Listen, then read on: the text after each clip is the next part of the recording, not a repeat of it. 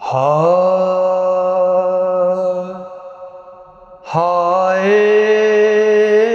سکینہ، ہائے سکینہ، قید خانے سے سکینہ کی یہ آتی تھی صدا، پسلیاں ٹوٹ گئی میری بھی دادی کی طرح۔ قید خانے سے سکینہ کی یہ آتی تھی صدا، پسلیاں ٹوٹ گئی میری بھی دادی کی طرح۔ ہو گئی 4 برس میں ہی سکینہ زہرا، پسلیاں ٹوٹ گئی میری بھی دادی کی طرح۔ قید خانے سے سکینہ کی یہ آتی تھی صدا، پسلیاں ٹوٹ گئی میری بھی دادی کی طرح۔ وہ بھی دادا سے چھپاتی رہی اپنا پہلو، مجھ سے بھی دیکھے نہ جائیں گے علی کے آنسو، مجھ سے بھی دیکھے نہ جائیں گے علی کے آنسو۔ جیتے جی میرا زخم نہ دیکھے بھیا، پسلیاں ٹوٹ گئی میری بھی دادی کی طرح۔ قید خانے سے سکینہ کی یہ آتی تھی صدا، پسلیاں ٹوٹ گئی میری بھی دادی کی طرح۔ کیسے آئی ہوں میں بازار سے ہو کر بابا، مجھ کو مارا گئے اس زخم پہ پتھر بابا، مجھ کو مارے گئے اس زخم پہ پتھر بابا۔ رو کے میں کہتی رہی پھر بھی کسی نے نہ سنا، پسلیاں ٹوٹ گئی میری بھی دادی کی طرح۔ قید خانے سے سکینہ کی یہ آتی تھی صدا، پسلیاں ٹوٹ گئی میری بھی دادی کی طرح۔ اب سمجھ سکتی ہوں کس طرح وہ سوتی ہوں گی، ہاتھ پہلو پہ رکھے کیسے تڑپتی ہوں گی۔ کروٹے درد مجھے بھی نہیں لینے دیتا، پسلیاں ٹوٹ گئی میری بھی دادی کی طرح۔ قید خانے سے سکینہ کی یہ آتی تھی صدا، پسلیاں ٹوٹ گئی میری بھی دادی کی طرح۔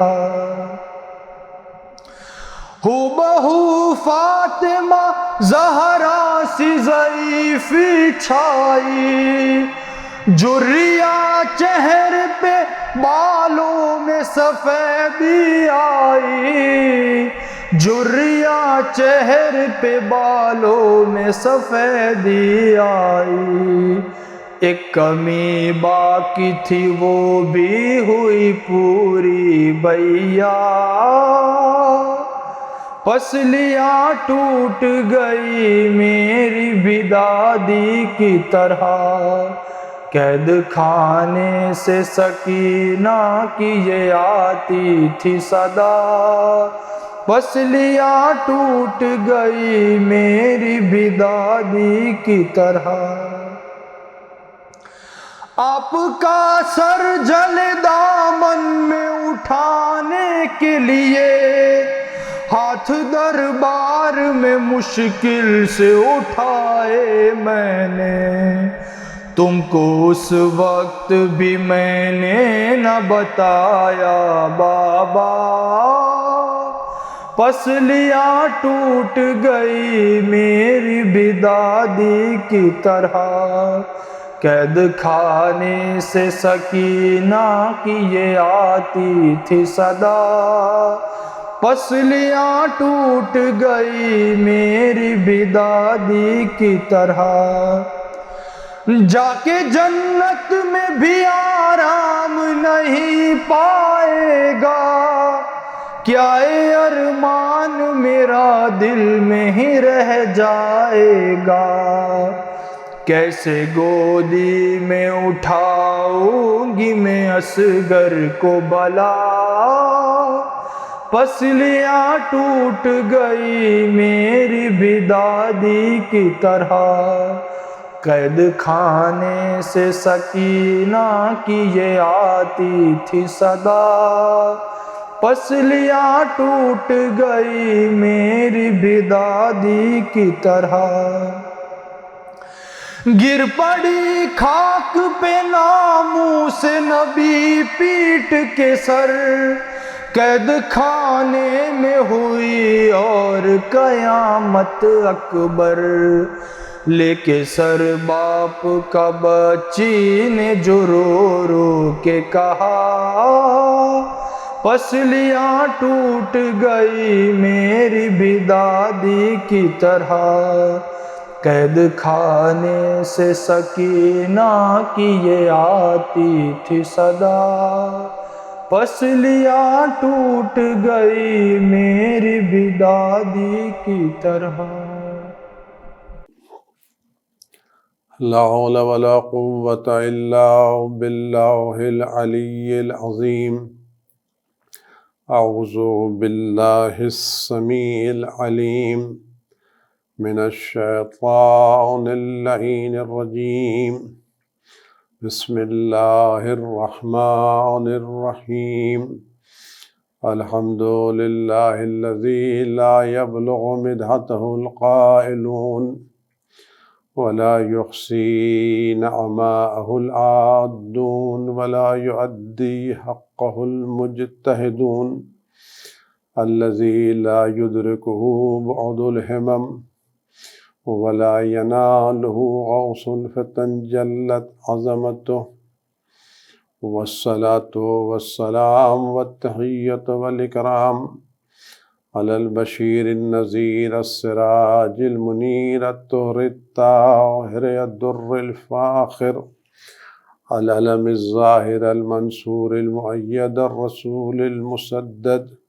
سيدنا ونبينا بالقاسم محمد وعلى آله الطيبين الطاهرين المعصومين المظلومين، الذين أذهب الله عنهم الرجس وطهرهم تطهيرا، سيما على بقية الله في العالمين، وخاتم أئمة المعصومين، الكهف الحسين وغياث المستر المستكين، ملجأ الهاربين وعصمة المعتصمين، أرواحنا وأرواح العالمين التراب بمقدمه فداه، عجل الله تعالى فرجه الشريف، واللعنة الدائمة الباقية على أعدائهم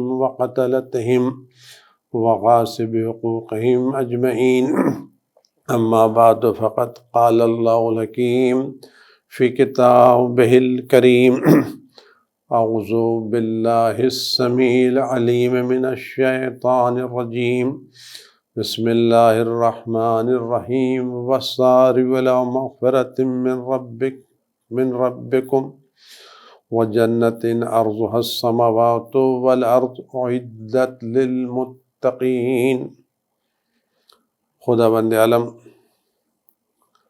قرآن کریم کی ساتھ وَالسَّارِعُوا إِلَىٰ مَغْفِرَةٍ مِّن رَبِّكُمْ، اپنے رب کی بخشش کی طرف، مغفرت کی طرف دوڑو، جلدی کرو، اور اس جنت کی طرف جس کی چوڑائی آسمان و زمین کے برابر ہے، جو متقین کے لیے تیار کی گئی ہے۔ ہماری زندگی میں خدا بند عالم کی بے پناہ نعمتیں ہیں، بے شمار نعمتیں ہیں۔ ہم خدا بند عالم کی نعمتوں کو شمار نہیں کر سکتے، گن نہیں سکتے۔ خدا بند عالم ہمارے حق میں بے پناہ مہربان ہے، بے پناہ مہربان ہے۔ ماں باپ کی محبت خدا کی محبت کے مقابلے میں کوئی حیثیت ہی نہیں رکھتی۔ ماں اپنی اولاد کو بے پناہ چاہتی ہے، اس لیے کہ ماں کو محبت کی علامت قرار دیا گیا ہے۔ لیکن ماں بچے کی ولادت کا ذریعہ ہے، بچے کو وجود دینے والی نہیں ہے۔ اس کا رحم وہ جگہ ہے جہاں بچہ پرورش پاتا ہے، لیکن اس بچے کو جس نے اعضاء و جوارح دیے،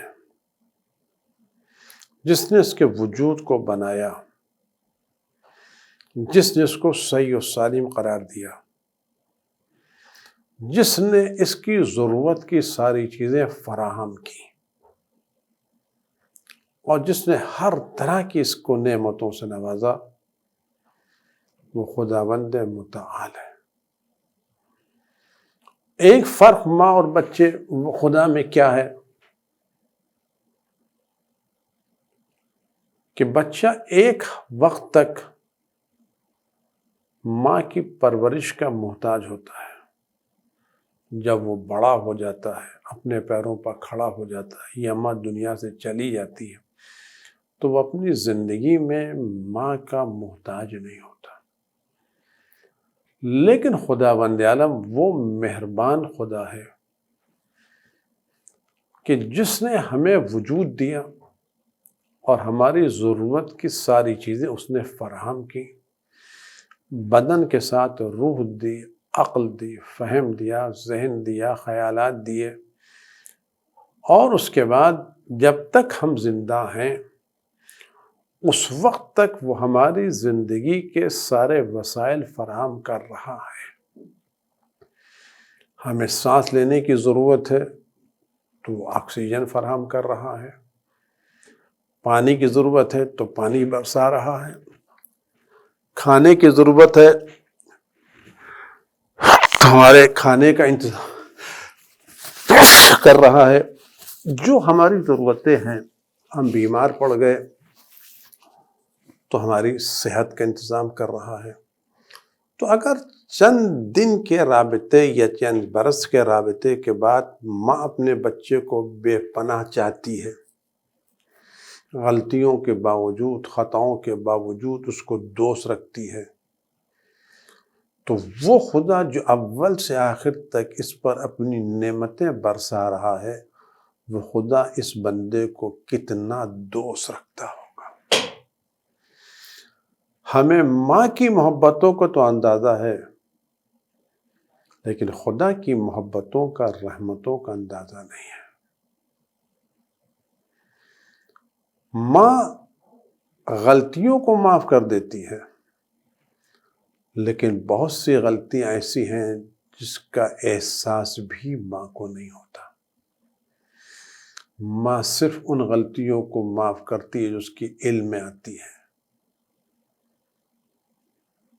بہت سی ایسی غلطیاں جو ہمیں احساس ماں جانتی نہیں ہے، لیکن ہماری کوئی غلطی، کوئی کوتاہی خدا کی نظروں سے پوشیدہ نہیں ہے۔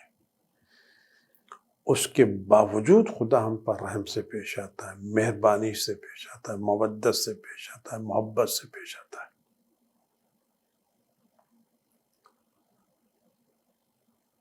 آپ کو پتہ ہے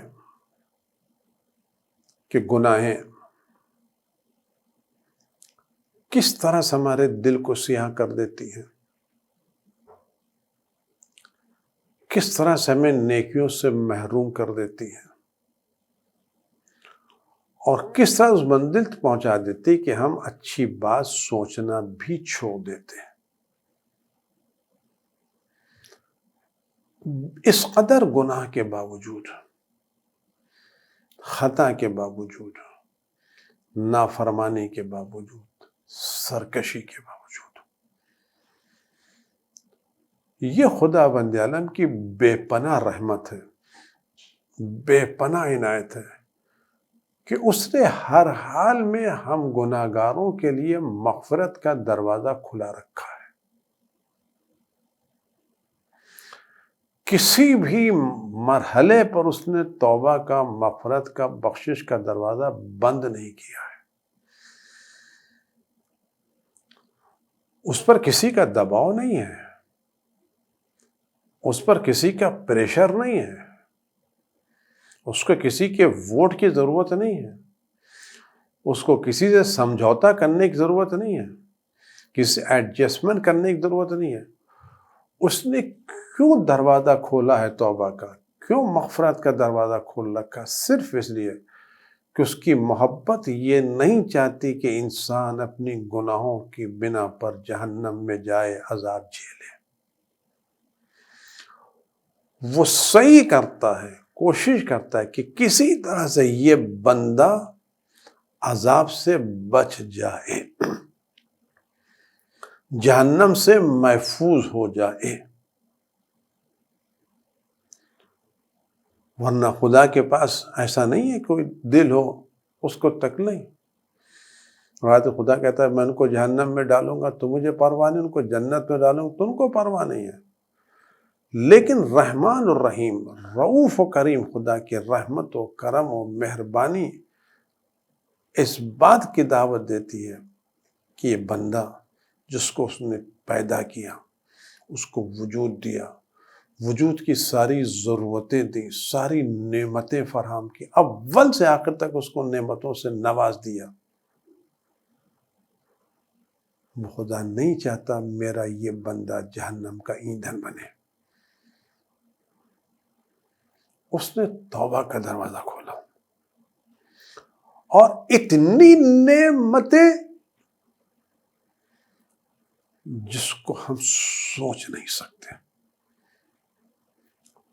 خدا بند نے سے نعمتیں دی ہیں، بلکہ اہل بیت علیہ السلام کی شکل میں، امامت کی شکل میں، ولایت کی شکل میں ایک عظیم نعمت ہم کو دی ہے۔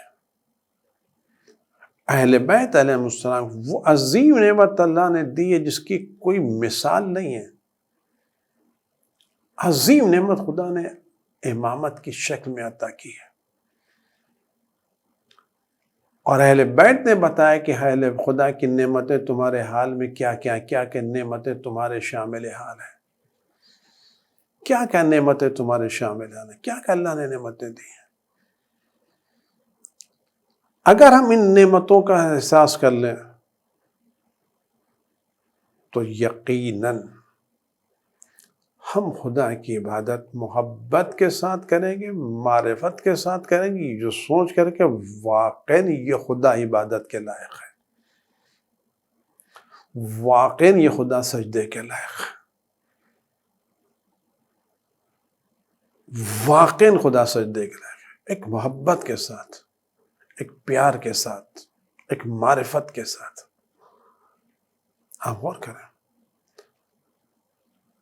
امام جعفر صادق علیہ السلام کی روایت ہے کہ حضرت رسول خدا صلی اللہ علیہ وسلم فرماتے ہیں اگر کس میں یہ صفت ہوگی تو ہلاک نہیں ہوگا مگر وہ جس کی بدبختی لکھی ہو۔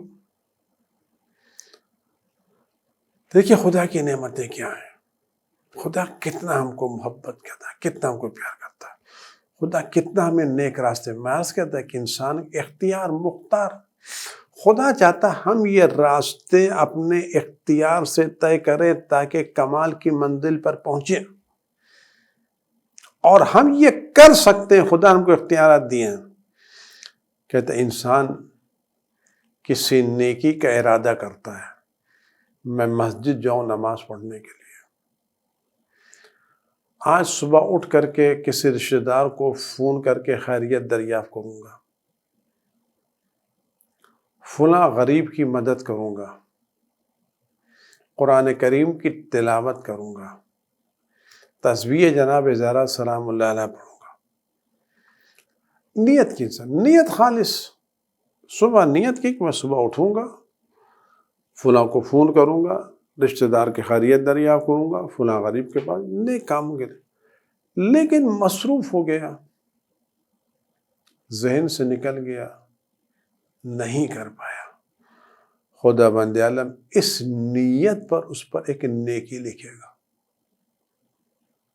صبح لیکن نیت واقع نیت، زبانی نیت نہیں، واقع دل سے ارادہ تھا کہ آج میں صبح اٹھوں گا تو اپنے فلاں رشتہ دار میرے بیمار، ان کو فون کر کے خیریت دریافت کروں گا، فلاں کار خیر کروں گا، نماز پڑھوں گا، تلاوت قرآن کروں گا، تسبیح پڑھوں گا، دعا پڑھوں گا، دینی کتاب مطالعہ کروں گا، کوئی سوال ہے اس کا حل کروں گا، کسی غریب کی مدد نیت کیا۔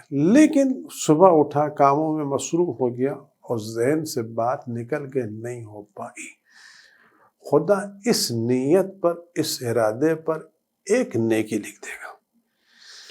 وَإِنْ هُوَ عَمِلَهَا، اور اگر اس نے وہ کام کر لیا، وہ فون کر لیا، وہ قرآن کی تلاوت کر لی، وہ رشتہ دار سے بات کر لی، وہ غریب تک پہنچ گیا، خدا اس پر 10 نیکیاں لکھے گا۔ یعنی ایک آیت پڑھیں گے تو 10 آیتوں کا ثواب، 1 روپے دیں گے تو 10 روپے کا ثواب، ایک فون کریں گے تو 10 مرتبہ فون کرنے کا ثواب ملے گا۔ یہ ایک کام ہوا، نیکی کا ارادہ کیا تو ایک نیکی لکھ گئی، نیکی پر عمل کیا تو 10 نیکیاں لکھ گئیں۔ اور اگر اس نے برائی کا ارادہ کیا، صبح اٹھ کے فلاں سے جھگڑا کروں گا، فلاں سے قاعدے سے بات کروں گا، فلاں کی برائی کروں گا، ہے نا انسان کے جب شیطان آتا ہے تو انسان کہتا ہے یہ کروں گا، لیکن ذہن سے نکل گئی بات، موقع نہیں مل پایا، فرصت نہیں مل پائی۔ خدا اس برے عمل کی نیت پر کچھ نہیں لکھے گا۔ نیک عمل کی نیت پر ایک نیکی لکھ دی، لیکن برے عمل، گناہ کی نیت پر، ارادے پر کچھ نہیں لکھا۔ ختم۔ وَإِنْ عَمِلَهَا، کر لیا، غیبت کر لی، جھوٹ بول لیا، غریب کو ستا لیا، تب بھی خدا نہیں لکھتا۔ جو فرشتے ہمارے اعمال ہیں وہ کہتے ہیں اس کو 7 گھنٹے کی مہلت دیتے، چھوٹ۔ تو نیکی لکھنے والا فرشتہ گناہیں لکھنے والوں کہتا ہے، جو بائیں طرف داہنی طرف بیٹھتا ہے نیکی والا، بائیں طرف بیٹھتا ہے گناہیں لکھنے والا۔ تو نیکی والا کیا کرتا ہے، ادھر اس نے تلاوت قرآن کی نیت کی، اس نے ایک نیکی لکھ لی، قرآن کی تلاوت کی 10 نیکی لکھ لی، قرآن ارادہ قرآن کرام 1 نیکی، تلاوت قرآن کریم 10 نیکی، رشتہ دار کو فون کرنا ہے خیریت دریافت کرنے کے لیے 1 نیکی، فون کر لیا 10 نیکی۔ تو اس طرح سے 10 اور 1 11 لکھ لیا۔ اب اس نے ارادہ کیا کہ میں غیبت کروں گا، لڑائی کروں گا، جھگڑا کروں گا، برائی کروں گا، یہ کروں گا، وہ کروں گا، نفس امارہ، شیطان کہتا ہے تم کیوں اپنے کو کمزور سمجھتے ہو، کیا تم کسی سے کم ہو؟ تم کو بھی جواب دینا چاہیے، جم کے جواب دینا چاہیے، قاعدے سے جواب دینا چاہیے، تم کو انہوں نے یہ کیا ہے، تم کو ان کے ساتھ یہ کرنا چاہیے، میں یہ کروں گا، میں یہ کروں گا، ایسا کروں گا، ویسا کروں گا، اس کا دماغ کھٹا کروں گا، مزہ چکھا دوں گا، سب۔ ابھی اسے پلاننگ بنا رہا رات میں، صبح اٹھ کے یہ کروں گا، تو یہ نیکی برائی لگا میں لکھوں، نیکی کیوں لکھ رہے ہو، چھوڑ دو اس کو۔ ہو سکتا ہے اس ارادے کے بعد کوئی نیک ارادہ کر لے اور تم کو پھر اپنا لکھا ہوا کاٹنا پڑے، تو کیوں لکھتے ایسی جو کاٹنا پڑے؟ لکھو ہی نہیں، کیونکہ تم کو یہ خدا کہ ان الحسنات یذہبن السیئات، نیکیاں گناہوں کو لے جاتی ہیں۔ ہو سکتا ہے اس نے ارادہ کیا ہے، اب ہو سکتا ہے کوئی اچھا ارادہ کر لے اور یہ نیک ارادہ اس کے برے ارادے پر غالب آ جائے تو تم کو کاٹنا پڑے، تو رہنے تو لکھو، یا استغفار کر لے۔ ہو سکتا ہے کوئی بڑی نیکی کر لے یا بڑی استغفار کر لے۔ اگر اس نے کہا استغفر اللہ الذی لا الہ الا هو عالم الغیب والشہادہ العزیز الحکیم الغفور الرحیم ذی الجلال والاکرام واتوب الیہ، نیک ارادہ، اس نے برا انجام دی۔ ارادہ برا، گناہ کا کیا نہیں لکھا، گناہ انجام دے دی، غیبت کر لی، جھوٹ بول دیا، خیانت کر لی، استغفار کر لیا، کا کچھ نہیں، سب معاف، تب بھی کچھ نہیں لکھا جاتا۔ اور اگر اس نے گناہیں کی، غیبت کی، تہمت لگائی، دنیا نے کیا کیا، اور 7 گھنٹے کی مہلت دی گئی کہ بیدار ہو جاؤ، ہوشیار ہو جاؤ، اپنا حساب کرو، تم نے کس کو ستایا ہے، کس برادر مومن کو ستایا ہے، کس کی عزت لی ہے۔ ہم کبھی بریکٹ میں بات عرض کر رہا ہوں، یہ دنیا لڑائی جھگڑے کی دنیا ہے، حسد کی دنیا ہے، ایک دوسرے کے ساتھ لڑائی کرنے کی دنیا ہے، اچھائی دیکھی نہیں جاتی، مقابلے کی دنیا ہے، کمپٹیشن کی دنیا ہے۔ ہم چاہتے ہیں اس آدمی کو، یہ دوست، یہ میرا جاننے والا، مجھے اس کی خامی مل گئی ہے، میں اس خامی کو پکڑ جاتا، اس کو کچل ڈالوں، اس کو ذلیل کر ڈالوں۔ میرے پاس موقع مل گئے ہیں، امکانات فراہم ہیں، سب کچھ کر سکتا ہوں۔ میں کہتا ہوں یہ سب صحیح، یہ جو میرے مقابل پہ اس نے خرابیاں ہیں، سب کچھ صحیح، لیکن تمام چیزوں کے باوجود یہ محرم میں حسین کا عزادار ہے یا نہیں، حضرت ابوالفضل عباس کا ماتمدار ہے یا نہیں، حسین کے غم میں 2 اشک آنسو بہاتا یا نہیں، اس کا دل علی علی ولی اللہ کہتا یا نہیں، یہ شخص اہل بیت کا چاہنے والا ہے یا نہیں، اہل بیت کا غم مناتا یا نہیں، کرتا ہے نا۔ اگر ہم تھوڑی دیر بھی سوچیں، ہم کس پر تہمت لگا رہے ہیں، ہم کس پر الزام لگا رہے ہیں، ایک عزادار پر، ایک علی کے چاہنے والے پر، ایک ماتمدار پر۔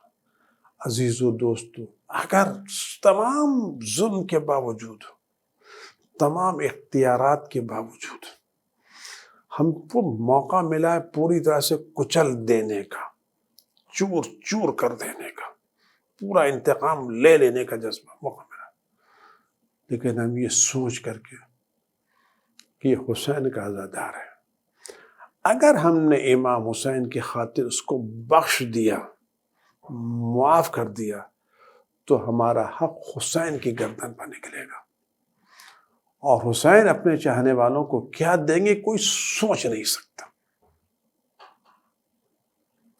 لیکن اگر ہم نے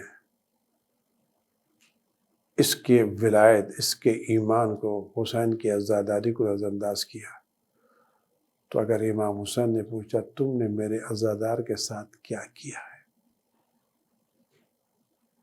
تم نے میرے ماتمدار کے ساتھ کیا کیا ہے، تم کیا جواب دیں گے؟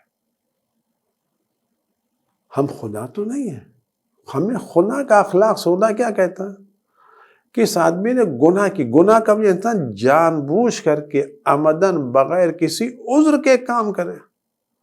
آدمی غیبت کرتا ہے، روایت میں غیبت اس کی کہیں گے اگر کسی نے آپ کو ستایا، آپ کا مال لیا، اسلام من ظلم، آپ پر ظلم کیا ہے، آپ واقعی اذیت پہنچائی ہے، تو اگر آپ اذیت پہنچائی ہے، آپ کو ستایا ہے، آپ کا مال لیا ہے، تو اس طرح کی چیزوں کو بیان کرنے کو غیبت نہیں کرتا ہے، یہ ظلم کی بات ہے، استثناء کیا گیا۔ یا کوئی آدمی آپ سے مشورت کے لیے آ رہا ہے کہ میرے لڑکی کی شادی کرنا فلاں آدمی کے ساتھ، آپ کیا کہتے ہیں؟ تو اس وقت اگر آپ کو طرفین کی طرف سے پتہ ہے کوئی برائی ہے، تو اس وقت اس برائی کو بیان کرنے کو غیبت نہیں کہتے۔ تو غیبت اسی وقت ہوگی جب عذر غیبت کے کوئی امکانات نہ ہوں، تو غیبت شمار ہوئی، یعنی یہ غیبت ہے، کوئی عذر نہیں تھا، جان بوجھ کے غیبت کی، جھوٹ بولا، سب کچھ کیا، گناہ واقع ہو گئی، اس کے گناہ ہونے میں کوئی کمی باقی نہیں۔ پھر بھی رحمت خدا کہتی کہ نہیں، 7 گھنٹے مت لکھو، ہو سکتا ہے یہ 7 گھنٹے میں توبہ کر لے، لیکن جب 7 گھنٹے میں بھی توبہ نہیں کرتا تو نیکی کا فرشتہ گناہ لکھنا، لکھ دو شقی مرحوم کے نام، محروم کے نام۔ یہ خدا کی رحمت ہے یا نہیں؟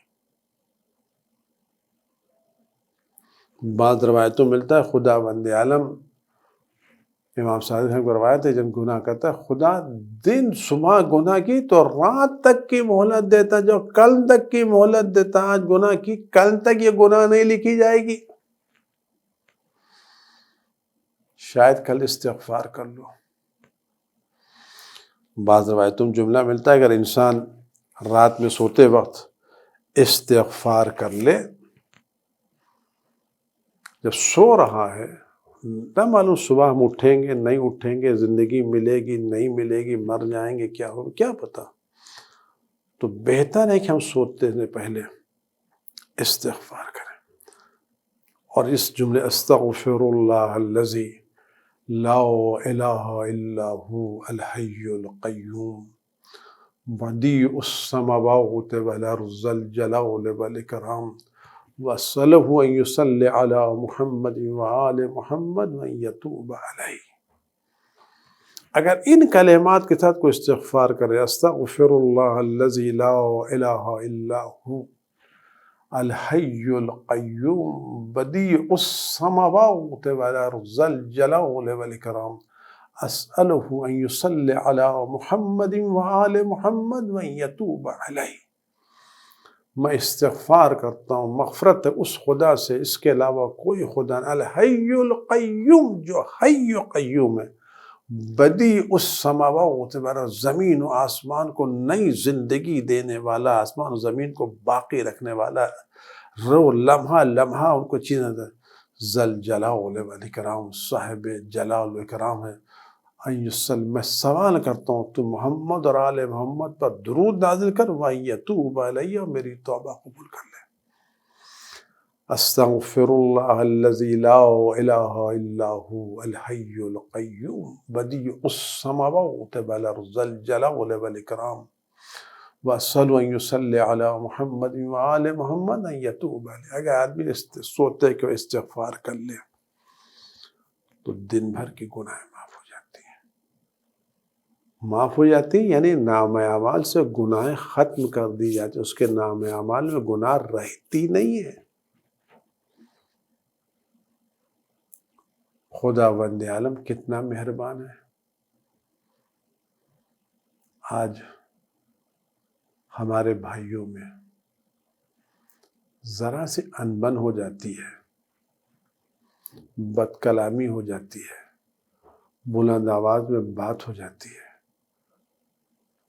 تو دونوں معافی مانگتے، بھائی معاف کر دو، مجھ سے غلطی ہو گئی۔ اس معافی کرنے کے بعد بھی ہمارے دل سے باتیں نہیں نکلتی، دل میں بات بیٹھ جاتی ہے۔ جبکہ بھائی کی زندگی ہمارے ہاتھ میں نہیں ہے، اس کی روزی ہمارے ہاتھ میں نہیں ہے، اس کی عزت ہمارے ہاتھ میں نہیں ہے، پھر بھی ہمارے دل سے بات نہیں نکلتی خدا کتنا کریم ہے، کتنا رحیم ہے، کتنا غفور ہے کہ ہماری ساری چیزیں اس کے ہونے کے باوجود ایک استغفار پر ایسا نام اعمال سے گناہوں کو صاف کرتا ہے جیسا ہم نے کوئی گناہ انجام ہی نہیں دی۔ آئیے یہ الرحمن خدا عبادت کے لائق ہے یا نہیں؟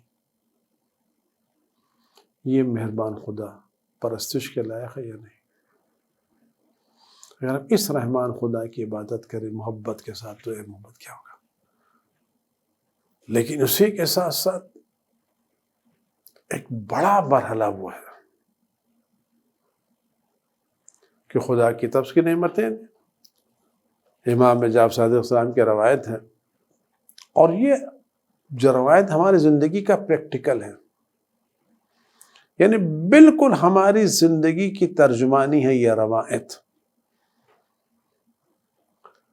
قرآن کریم کی آیت سورہ آل عمران کی 135 آیت جب نازل ہوئی والذین اذا فعلوا فاحشۃ، وہ لوگ جنہوں نے کھلے عام گناہیں کی ہیں، کھلے عام گناہ کی ہیں، او ظلموا انفسہم، یہ اپنے پر ظلم کیا ہے، کھلے عام گناہیں کی ہیں، یہ اپنے پر ظلم کیا ہے، ذکر اللہ، کھلے عام گناہیں کرنے کے بعد اپنے نفسوں پر بے پناہ گناہ ذکر، یہ اللہ کی یاد ہے، میں نے غلطی کی، اشتباہ کیا، قدم پھسل گئے، فاستغفروا لذنوبہم، اور اس کے بعد انہوں نے گناہوں کے استغفار کیا، خدا سارے گناہوں کو بخش دے گا۔ علل اعلان گناہ کی، غفلت کی، گناہ کی، نفسوں پر ظلم کیا، پھر احساس ہے مجھ سے کیا غلطی ہو گئی، اشتباہ ہوا، غلطی کی، بھول گیا تھا، شیطان نے گمراہ کر دیا، استغفر اللہ، خدا ساری گناہوں کو بخش دے گا۔ جب یہ آیت نازل ہوئی تو امام صادق حضرت کہ شیطان ابلیس مکے کے پہاڑ پر گیا، اس کا نام ثور تھا، اور وہ ایک بلند آواز سے چیخا اور اپنے سارے شیطانوں کو جمع کر لیا۔ ایسے دردناک آواز اس نے چیخ ماری، بکا کی، فریاد کی کہ اس کے سارے شاگرد، اس کے سارے جنات، چھوٹے بڑے سب جمع ہو گئے کہ استاد عالی کو، بزرگ کو کیا ہو گیا۔ ہمارے سید سردار کی کہ اب تک تو آپ سب کو رولا لیتے، آج آپ رو رہے ہیں، آج آپ کے فریاد بلند ہوا، سب پریشان کہ آج ہو کیا گیا کہ استاد اعلیٰ کوئی مصیبت آ گئی، پریشانی آ گئی، جناب ہمارے پریشان میں، سب جمع ہو گئے۔ تو کہا کہ دیکھو یہ آیت نازل ہوئی ہے، اس کا کیا کیا جائے؟ کیا کیوں؟ کہ گناہ کرانا آسان کام ہے کیا؟ میں سجا کر کے، بنا کر کے، آمادہ کر کے گناہ کراتا ہوں، بھائی بھائی میں جھگڑا کرا دیتا ہوں، دوست دوست میں لڑائی کرا دیتا ہوں، غیبت کرا دیتا ہوں، تہمتیں لگا دیتا ہوں، سب کرا دیتا ہوں، تو مقدمات بنائے، زمین ہموار کی، سب میں نے کرا دیا۔ اب وہ استغفار کرتا ہے، ساری گناہ میری ساری محنت پانی میں چلی جاتی ہیں، ساری محنت رائے گاہ چلی جاتی ہیں، سارا کام خراب ہو جاتا ہے۔ تو بڑی محنت سے میں تو اس کو گناہ کی طرف لے کے آتا ہوں، اور وہ گناہ کر بھی دیتا ہے، غیبت کر بھی دیتا ہے، تہمت بھی لگا دیتا ہے، یہ بھی کر دیتا ہے، وہ بھی ہو جاتا ہے، سب کچھ ہو جاتا ہے، اور اس کے بعد شام کو جاتا ہے، استغفار کرتا ہے اور اللہ کو یاد کرتا ہے، ساری گناہ معاف ہو جاتی ہے۔ تو بتاؤ میری زندگی دن بھر کی محنت کا کیا ہوا؟ تو ہر ایک نے آ کر مشورہ دینا چاہا، کسی نے کہا میں یہ کروں گا، کسی نے کہا میں یہ کروں گا، کسی نے کہا میں یہ کروں گا، میں اس طرح، ہر ایک نے اپنا اپنا مشورہ دیا، کہا کہ اس طرح کام کروں گا تو یہ محنت آپ کی رائے گاہ نہیں جائے گی، گناہ باقی رہے گی، کر نہیں۔ یہ سارے مشورے کسی کام کے نہیں ہیں، اس سے کچھ ہونے والا نہیں ہے۔ میں نے دن بھر محنت کی، مشقت کی، اس کو گناہ پر آبادہ کیا، اور شام کو استغفار کرے گا، ختم ہو گیا تو میری ساری، تو میں کیا تمہارا تو کام اس کو گناہ پر باقی نہ جہنم میں لے جانا، وہ توبہ کرے گا، استغفار کرے گا، پاک صاف چلا جائے گا۔ تو کیا کچھ نہیں، ایک نے مشورہ دیا، شیطان نے، ابلیس نے کسی کا مشورہ قبول نہیں کیا۔ اس میں ایک اور شیطان کا نام تھا وسواس خناس۔ یہ بڑی اہم چیز غور کریں گے، یہ شیطانوں میں بھی ہوتے ہیں اور انسانوں میں بھی۔ وسواس خناس، وہ کھڑا ہوا، کہا کہ اس کا علاج میرے پاس ہے، میں اس کا علاج رکھتا ہوں۔ دیکھیے بالکل پریکٹیکل بات ہے، بالکل پریکٹیکل بات، اس کا علاج میں رکھتا ہوں۔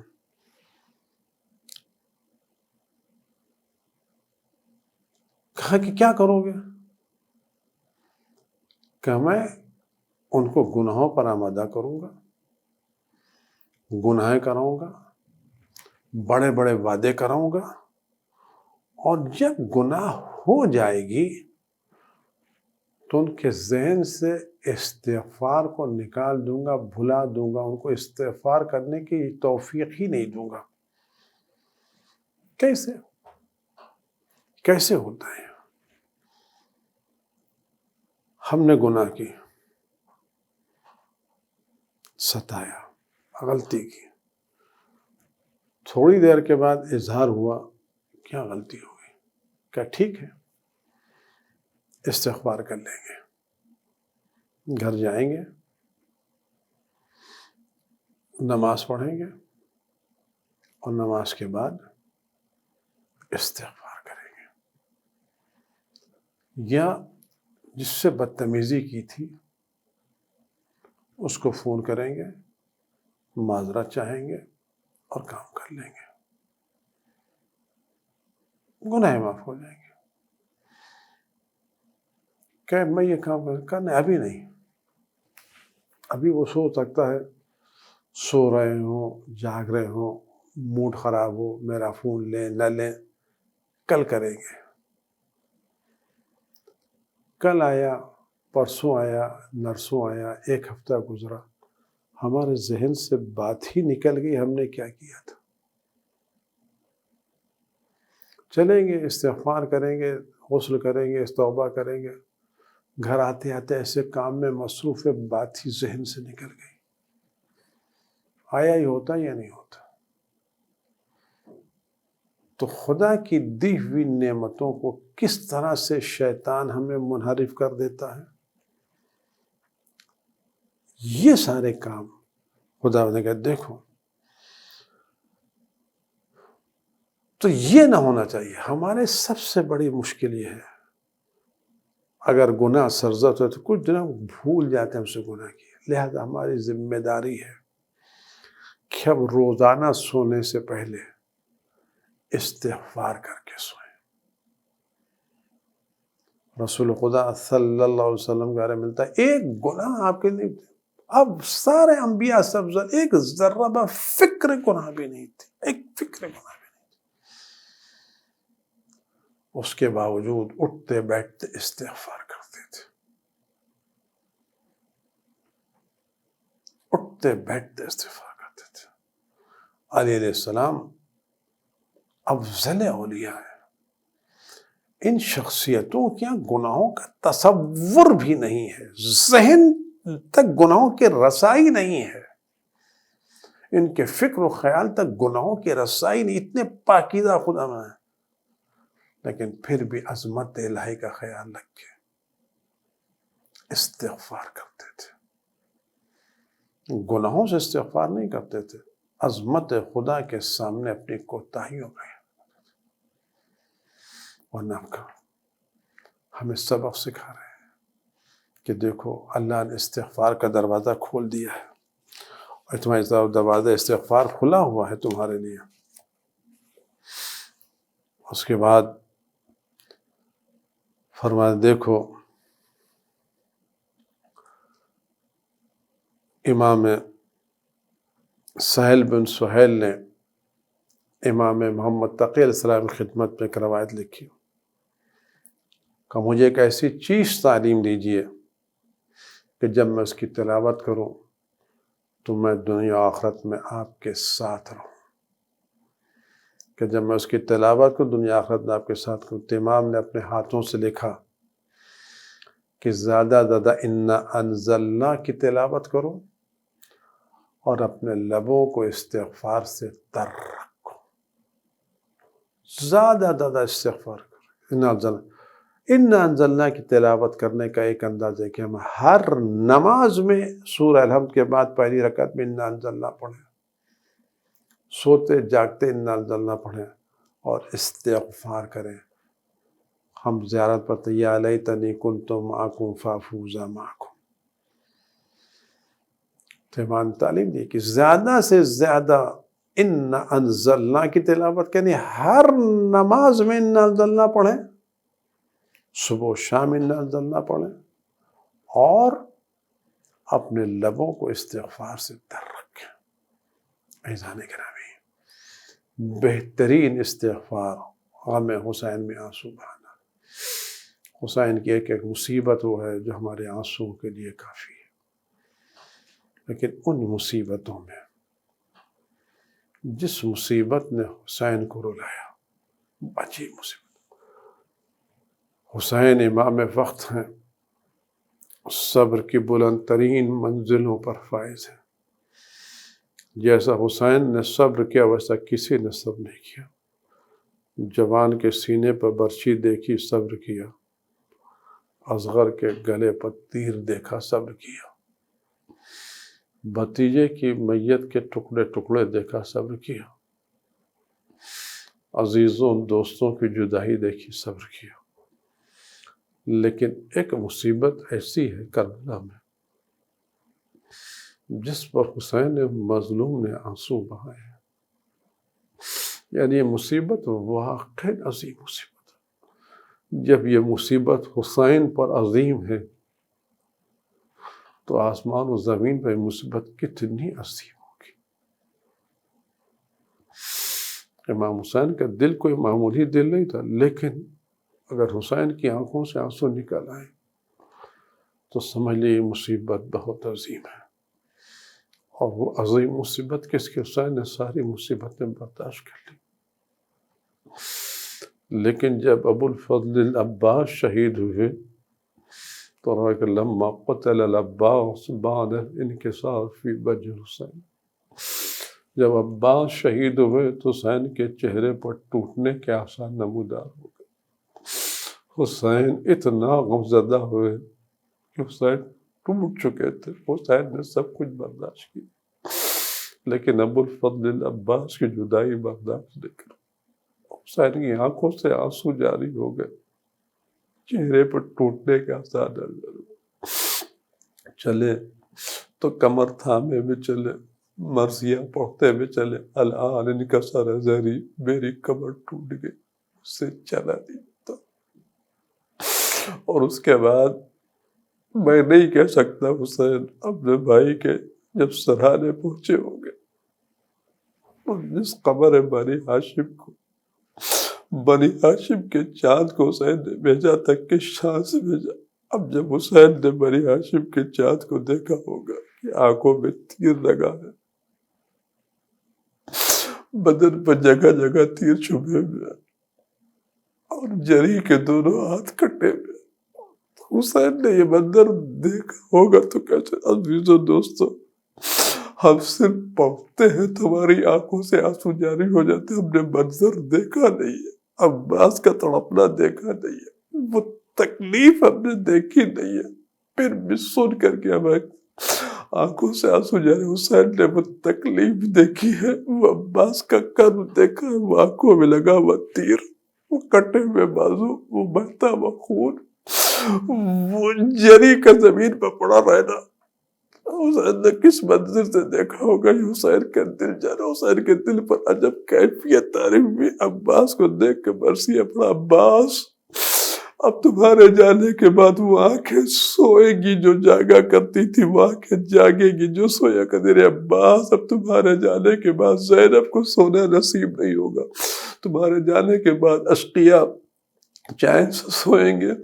عباس کے لاشیں سے حسین چلے، لیکن عباس کا لاشا نہ اٹھا سکے۔ کسی نے سید بہرالعلوم سے پوچھا، آقا حسین عباس کا لاشا کہ بھائی سننا تھا، چیخ ماری کہ حسین کیسے؟ حسین عباس کا لاشا اتنے ٹکڑے ٹکڑے ہو گئے تھے کہ ایک حصہ اٹھاتے تھے تو دوسرا حصہ زمین پر رہ جاتا تھا. جملہ کے بعد تمام امام زمانہ کے ظہور کے دعا کرے خدا ظہور امام کے زمانے ابو الفضل عباس کے مصائب سننے کی سعادت ہے. حسین جب وہاں سے چلے مشق لی، کٹے ہوئے بازوؤں کو لیا.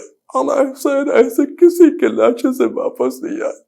حسین آئے تو آستی سے آنسوؤں کو پوچھتے جاتے تھے اور کہتے تھے عباس دشمن مجھے تانے دے رہے، غیرت دار عباس آؤ اور مجھے دشمنوں کے تانوں سے بچاؤ. وسيعلم الذين ظلموا أي منقلب ينقلبون وسلام على المرسلين والحمد للہ. پروردگار بحق امام زمان، امام زمان کے ظہور میں تعجیل فرما. ہر بلا و آفت ہمارے امام حفاظت رنج و غم والم سے امام زمان کو محفوظ فرما. ان کے صدقے میں اس بلا کو دور فرما. تمام مومنین کی حفاظت فرما. ہمیں قلب مقدس امام زمان ہم سے راضی و خوشنود فرما. وعجل اللہم فی فرج مولانا.